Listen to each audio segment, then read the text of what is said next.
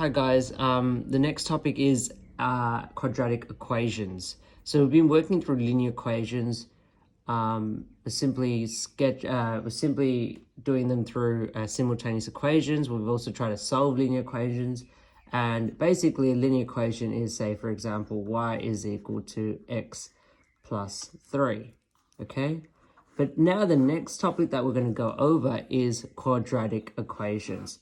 So generally, quadratic equations can be written in the form as ax squared plus bx plus c is equal to 0.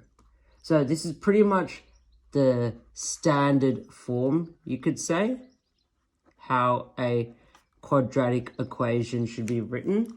And a, b, and c are all constants, but a does not equal to 0. So for example, if we had written a as 2x squared plus 3x plus 4 is equal to 0, that's an example. So a, b, and c all represents constant numbers. Now, this is how a quadratic equation is written like.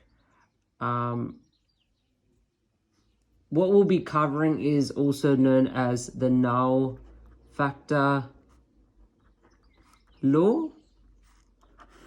So what does the null factor law mean? It states that if the product of two numbers is 0, then either or both of the two numbers is 0. So for example here, if you had, so say for example, we'll go over this in a while, but we'll start off with writing things in standard form. So an example could be this: x squared is equal to 2x plus 7. How do you write this in standard form? So again, it needs to look like this. This needs to look like this. So you've got x squared is equal to 2x plus 7. So let's move the 2x over this side. So x squared minus 2x is equal to 7. Why is it a minus? Because there's a plus here. Now we need to also move this 7 over to this side as well, as you can see. So x squared minus 2x minus 7 is equal to 0. That's how you write it in standard form. Let's do another question. So say for example, if you had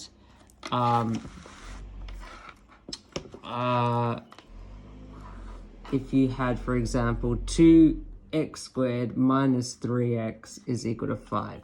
Writing this in the form as ax squared plus bx plus c is equal to 0. Remember, a, b, and c are all numbers. They're constants. So basically, going to write this in this form. So let's first expand it,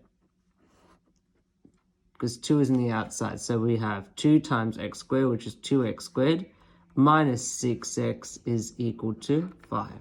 Now, we want to make it look like this. So what's left over on this side? Bring it to this side.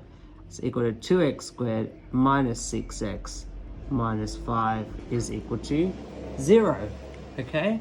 So that's how you change things back into into the standard form, essentially. Okay?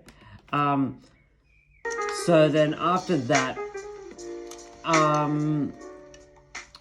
we're going to go over the null factor law. So the null factor law is essentially what we've been talking over here. So just hold on a second.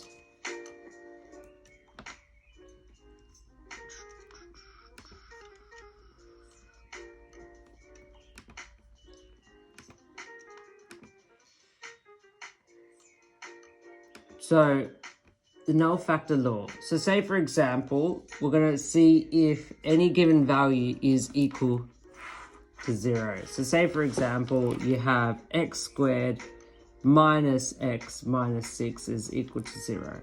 Okay, so substitute the given value of x into the equation and say whether or not it's a solution. So